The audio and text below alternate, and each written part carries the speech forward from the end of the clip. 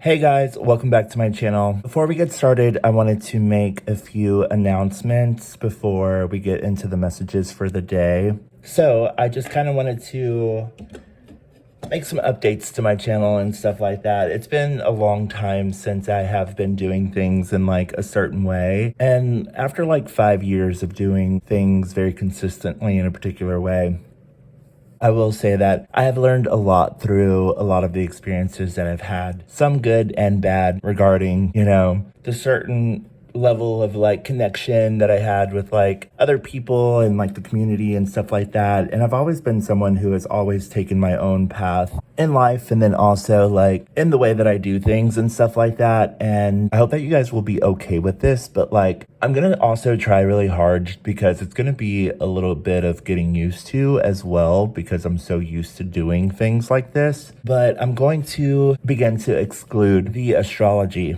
in my channel. That's not to say that like I'm not going to include it on a psychological level for myself, and on a spiritual level, because when it comes to like the way that I deliver the message on my channel and stuff like that, I also know that, not everybody quite comprehends the language of astrology. And so I'm just going to be more so just kind of talking from like a one individualistic space and to a very personal space as well. So it's just going to be coming from me, just sharing the message and like what I have to say, like within the moments or the experiences that I'm having, and just sharing it from a very integral space instead of me like giving all of the technicalities regarding the astrology, because I know a lot of times people can get lost in that language. And, if you haven't been doing this for quite some time, that's not to say that, if you are studying astrology or if you're in a space right now where you're wanting to learn astrology and stuff like that,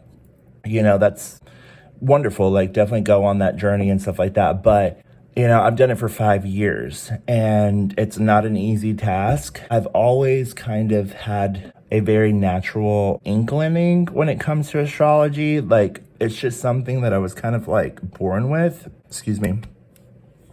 It's something that I've always kind of like been extremely intrigued by, like ever since I was a kid.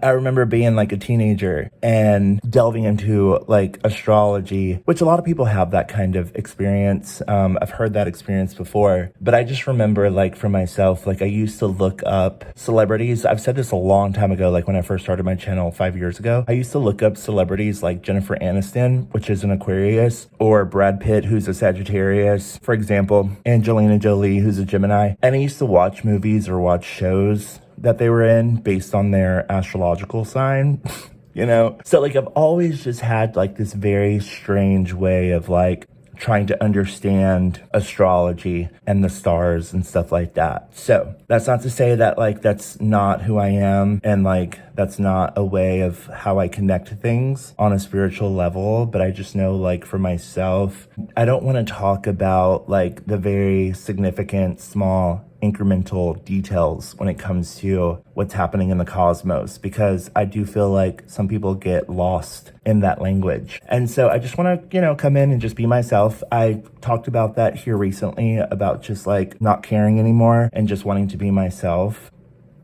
I kind of went through a little bit of a process here recently with a lot of the things that I was talking about at the beginning of this month, which was very different from a lot of what the astrologers and the astrology community were talking about. They were very much talking about the transits. And even though I was talking about the transits,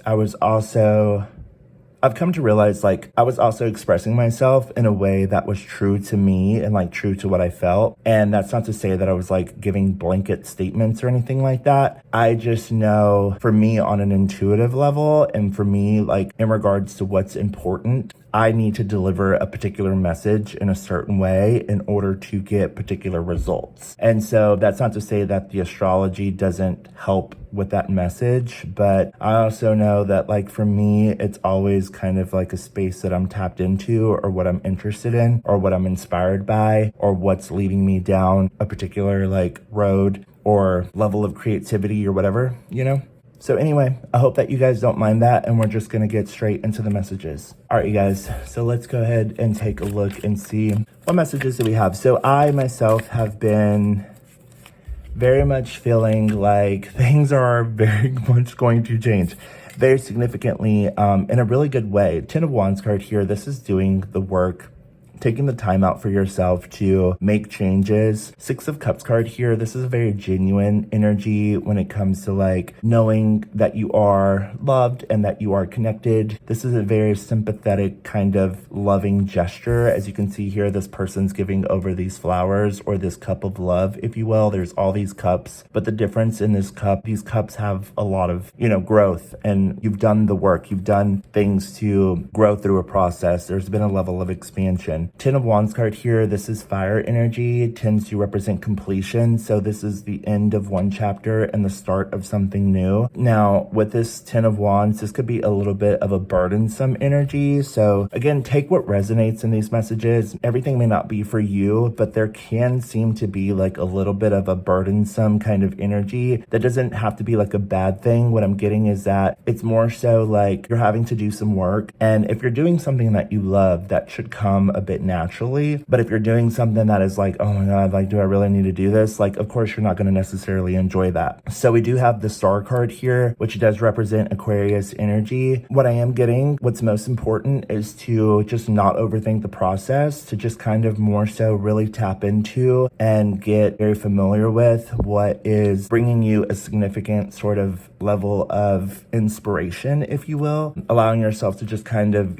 jump into projects, feel inspired, feel renewed, feel like, okay, you've, like I said, done the work, you've done things that you've put yourself through in order to grow. And this is just a time to kind of feel a bit more confident, feel like things are working out for you and working in your favor, even if there may seem to be like a level of like work, let's just say. Like, work's not always fun, but at the same time, like if you do work or if you do something that is worthwhile, like the payout is well worth it, right? So Ten of Wands card here, do keep in mind that there is kind of what I'm getting is like a level of getting past some things or like working up and working out of some things in order to come into more of a light of inspiration or expansion, kind of like going up a hill and you don't necessarily know what's on the other side. But like once you get up to the top, you're like, oh, everything that I didn't know was over here is like over here now. And that's very cool. Like, that's interesting. So a lot of this energy is definitely going to change.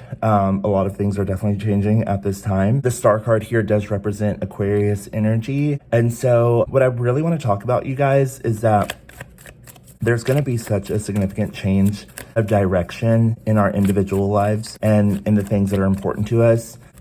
And on one hand, that's going to be very like not important. Like, it's kind of not going to matter. But on the other hand, like, it's definitely going to matter in regards to like what's important to you and like what you're doing and the direction that you're taking for yourself. Because a lot of this energy right now is sort of shifting. And I apologize, you guys, I'm like hitting my bracelets, sorry, on the table. Hierophant at the bottom of the deck. So Eight of Wands with the World. Yeah, things are going to be changing very significantly, and I was feeling that very strongly, especially with like Pluto going direct in Capricorn. I'm gonna probably title some of my videos in regards to like the astrology, so so you can kind of comprehend like what I'm talking about when I upload the videos. So there's going to be that. So the Eight of Wands card here is passion, drive, determination, fire. This is like a feeling of like getting in the driver's seat of your life and making choices, decisions. Now that Pluto is direct in Capricorn, there's a level of expansion that's taking place here and a level of fortitude in order to embrace significant changes. And that has to come from within. That has to come from a place of like internal knowing and like confidence and security with yourself and knowing like what it is that you want to do, like where you want to put your time, your energy, and your focus. For a lot of us who have done this work and for a lot of us who are sort of tapped in, and a lot of us are naturally tapped in this way, what I am getting is that Pluto is going to spend its last, month and a half or month, let's just say. I think it's like in November when it officially moves into Aquarius. Once it moves into Aquarius, I don't know if you guys have noticed, but the energy is already shifting. You can kind of see it in like the collective in a way. How do I put this? Some of the, let's just say, celebrities Okay, I'm just gonna be 100% honest. Some of the celebrities already know where this energy is going. I think that's a lot of the reason why they have been kind of absent and kind of like not around, even with a lot of the things that are going on in the world, you know, with the hurricanes and fires and, you know, North Carolina and the mountains and all this stuff. Like, I think that they kind of, you know, they're usually really tapped in. A lot of them are pretty connected to astrology, or they have astrologers.